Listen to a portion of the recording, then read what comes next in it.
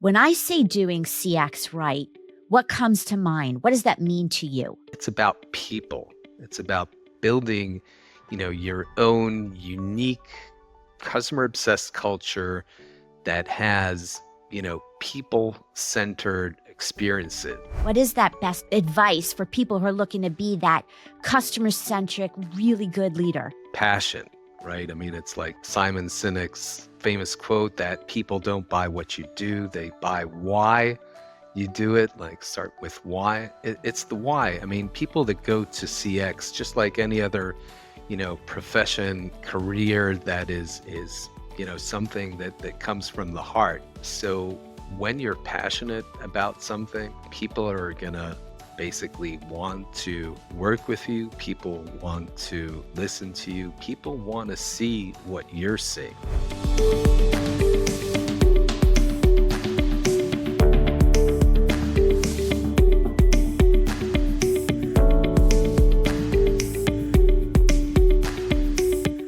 Hello, Tzachi. Welcome to the Doing CX Right show. Hello, Stacy, and thank you for having me. It's a pleasure and an honor to be here. Well, I am so thrilled for the topic we're going to be talking about today because it is absolutely part of what I call doing CX right. And we're going to hone in on this one aspect about voice of customer, really understanding what that is, how you use it for success. But before we do that, can you give a little bit about who are you? What do you do for a living? So I head the Amdocs Global Voice of the Customer program, and Amdocs is not a small company. We're actually a $10 billion dollar company, traded in NASDAQ, have over 30,000 employees, operate in over 90 countries, but we're not a household name. So I've, through my research about you, Stacy, I know that you worked for both AT&T and Verizon, which happen to be customers of ours. So we are a pure B2B, and some would say not even a B2B, but a B2 400. Okay, like if you're thinking about what are those $10 billion, where they come from, so the vast majority of that is from 400 key accounts. So if you think of your AT&Ts, your Verizons, your T-Mobiles, your Comcasts globally, basically anywhere in the world, they're probably customers of ours. All right. Now, I want to make sure the listener understands that while this is some big corporations you mentioned, that the voice of customer and what we're going to dive into absolutely applies to small companies too, because you cannot do it right in any size business or industry. So I'm making sure that people listening really understand that this applies to you too. Now, one fun fact to get to know you, what would you say? So I love that you had in the page that you have for, intro, basically, what is your title and the bio and everything. You have a line there, how do you pronounce your name? Which kind of, made me smile because that's the fun fact. I was born in Israel, and at the age of 5, because of my late father's postdoc, we moved to, and this is 1974, we moved to Washington, D.C. And none of the kids could say my name. The kindergarten teacher could not say my name. And that was really frustrating as a 5-year-old. So I chose a name of a Washington Redskins football player then, Billy. And I went by Billy for, I guess, kindergarten and first grades, school. Today, I mean, not today, for the past, I think, over 20 years, I've been working globally. So you know, I travel to over 40 countries. Um, typically it would be annually, and I kind of get a kick out of hearing my name in very, very different variations and different styles. So Well, I was determined to get it right because that's part of the experience, with me. So I love that fun fact. And we do share DC in common. I spent many years there. So, all right. Well, enough with this part. I want to give the audience some real actionable tips on doing CX right. So tell me a little bit about your perspective, first of all. When I say doing CX right, what comes to mind? What does that mean to you? so right typically implies that there's a formula or a best practice or sort of a, one size fits all sometimes. And, for me, right, and I know that's not, what you mean, but, for me, right really means that you need to have your CX fit the purpose for your business. And I'm so glad you pointed out that what we're going to talk about here, it does not mean that you have to be in a 10 billion, dollar corporate, or because really I think that, if I'm looking at what I learned, and where I learned from, the more you learn and the more you look into areas and industries that are beyond yours, that's where the real, for me, learning comes from. So just maybe to give one example, one of the things that we do differently at Amdocs, and this is through, a lot of trial and error, is we do not use NPS. Now, I know that sounds almost blasphemous in the voice of the customer world. The reason is, and I think, NPS can be a great metric for a lot of businesses, but think of it for a second, and especially since you come from that industry too, right? If I'm talking to the billing director in AT&T, and I'm going to ask him or her, so who would you recommend the Amdocs to? Which is the NPS question, right? So is that person going to say, yeah, I'm going to recommend it to my friends and family, or to my competition, to my, peer at, I don't know, T-Mobile? Probably not. To someone else in the company or the department? Why would you? I mean, we're basically working with the account, with the company. So we found that that is less useful for us. It does not correlate well with revenue. And what I would, and this would be a recommendation from our learnings, whatever metric or metrics you're using, whatever methodology you're using to capture your customer's experience, you have to have that tie to the money, because the language that your executives speak in is the top and bottom line. It's not about CX. It does not necessarily mean that much to them when they would, go to the board. You have to, like the famous Jerry Maguire, quote, you have to show the money. And that's powerful. If you can show, what, we can show that our customer satisfaction is either, jeopardizing this and that much, revenue, or the other way around. We can show, how this feedback can grow the top line. That's a lot. That's where you're going to be heard, right? Yes, absolutely. Now, I want to drill into the voice of the customer.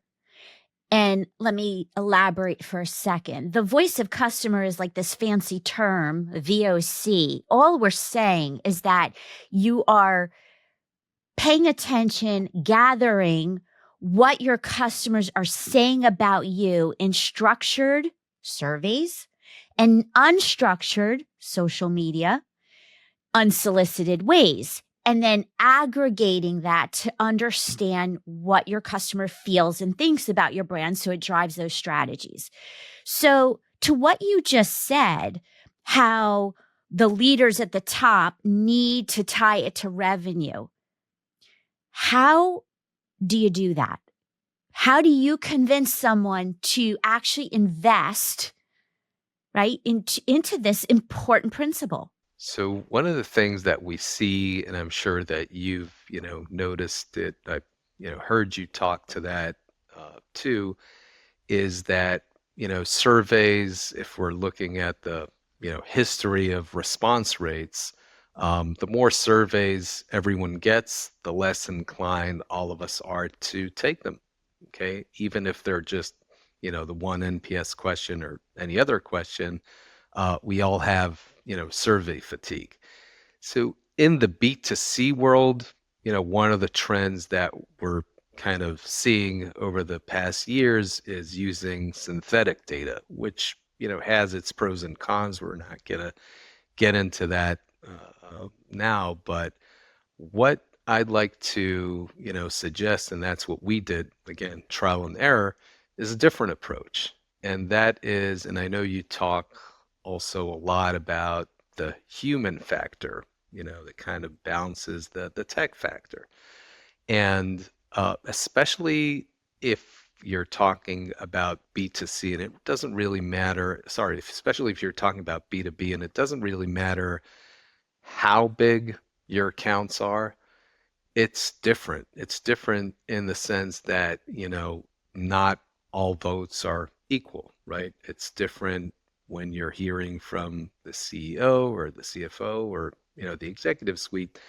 Their CX is different from mid-management, which differs from the, the working level folks, and that's just by nature. So to your question, why would a CXO that has, typically 10 different people competing for time with them, why would they want to give an hour, just to have us listen to their feedback? And the only answer to that is if you really show the WIFM, what's in it for them. And the way to do that is closing the loop. Now, I know that there are, so many, it's kind of like voice of the customer or CX at large 101. You've got to close the loop with the customer. And still, I think that that's probably, from what I'm seeing, that's probably the biggest Achilles heel. How can you actually demonstrate to anyone that's willing to give you feedback? And it doesn't matter if, like you say, it's on social media or a survey or anything, that you have actually listened to them, acknowledged what your customers are telling you.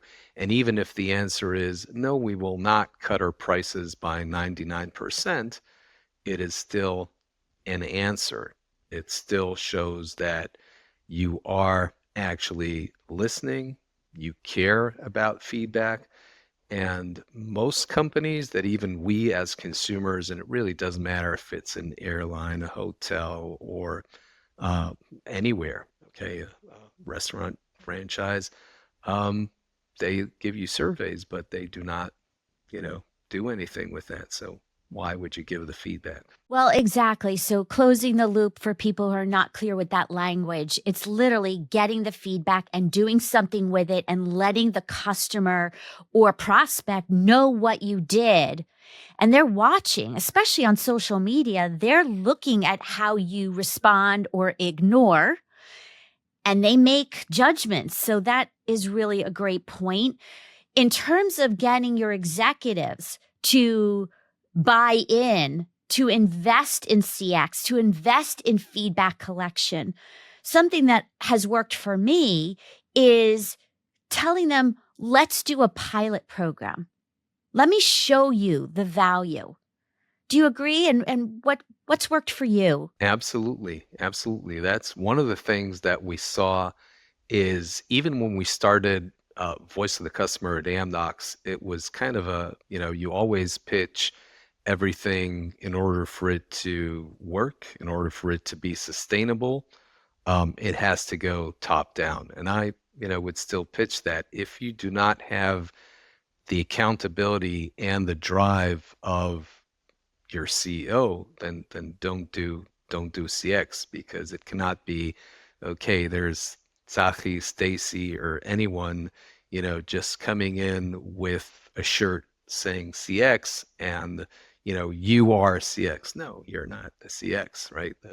Everyone is CX, and it has to, but it really started in Amdocs as sort of a grassroots movement, if you will, because we, historically, we started out as a monopoly. Okay, in a way, we were sort of you know, well, if we have prospects, yeah, we're not sure we want to work with you. Maybe, when you become a tier one operator, we'll, do you a favor and give you a call. That's, where things were at the golden era of telco in the late 90s. We're obviously very far from that in any sense of the world. But when we started doing voice of the customer, we, just like you said, we said, okay, let's pilot it. Let's pilot it internally and let's pilot it externally. Because when we started out, coming to management after doing a pilot for actually going to talk with our customers, it was a culture shock. Coming to a culture that in many senses was, hey, we're the big billing gorilla, out there. We're very far from that today. And we know best what customers want, what customers need. We wrote the book. And then you come and kind of, okay, would you rather hear, what you're telling yourselves, or would you rather hear what customers are actually saying? And that, in a way, yeah, that's what started the change. Yeah. So, two questions. People listening are probably saying, okay, where do I start? How do I even begin? We're not really listening to the customer in the right way. What do you say to that? I'll share my view after. And then also, when you talked about the ROI and proof and the pilot, what have you seen in terms of the benefit, the impact, in any numbers that you can share, whether it's your company or others that you've seen? I think people need those case studies to say, oh, okay, this isn't just a hypothesis. So let's break that down. Question one, what would you say to someone who wants to start a program, a feedback program, a VOC program? So I think what I've seen, not just in voice of the customer or CX, but really any project, anything you want to do in really in anything in life, is first of all, start. It's not going to be perfect. You're going to do, a lot of mistakes on the way. There's going to be a lot of, voices in your head that are saying, yeah, well, we're not ready yet, and maybe not. And, maybe there's 100 reasons why not. But especially when it comes to voice of the customer, if you're not doing it, then, and this is my belief, then you don't have a business, you have a hobby. I mean, if you have customers, you're not listening to them, it's great if you're a monopoly. Okay. Yeah. If But you're not, hold on. They get it. They say, yeah, I get it. I got to start. But how? What would you say to them? so I would say just pick, if it doesn't matter if you're B2B or B2C, okay? Find a sample, whatever kind of sample. It doesn't need to be representatory. You don't need a questionnaire. You don't need a survey tool to begin with. Just try to get your customers and just have a conversation with them, just like you would have a conversation with anyone. And the difference between voice of the customer, and that's what, I kind of tell some of our executives, like a broken record, the difference between, my team and them, one of the differences is that we come voice of the customer, you're coming to listen, not to respond, not to sell, not to solve problems on the spot, not to, be defensive. You're coming to listen. That's the intention. And that's what you need to do. Pick any customer base. Of course, if you're, a B2B, you would want to focus on, your top tier accounts.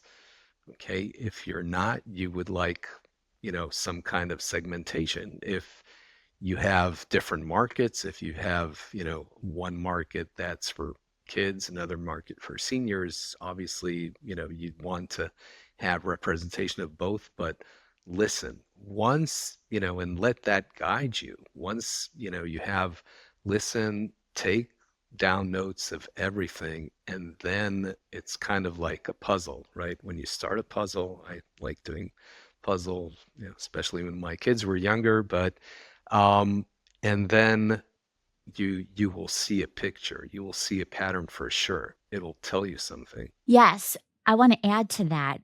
Well said. That I work with clients on doing journey mapping and journey management, the whole ecosystem. And so when you get feedback, you really want to do those micro moments of how someone's learning about you, how they're buying, how they're getting and using and paying and getting help. And the feedback at those different micro moments are so essential. So, and I love how you said, talk to your customers. Actually ask them. Make sure that what you designed is validated, that you're meeting their needs. And if not, go fix the gaps. So really important, I wanted to add in. Now, to the other question around buy-in, again, return on investment. What do you say? What have you seen in terms of the proof that it's worth doing? So you can find a lot of ways to show ROI. What we did, and it took us a few years to get to that picture, is to try, different methodologies. We obviously, we tried using CSAT, okay, using overall satisfaction, and seeing does it or does it not correlate to revenue. So what we actually did is take the actual revenue, and I know a lot of people are, afraid of that. I've heard, colleagues from different companies. How do you actually put your hands on that? How do you actually, that's like a top secret. It's hidden somewhere in the safe on, floor 49, no one can.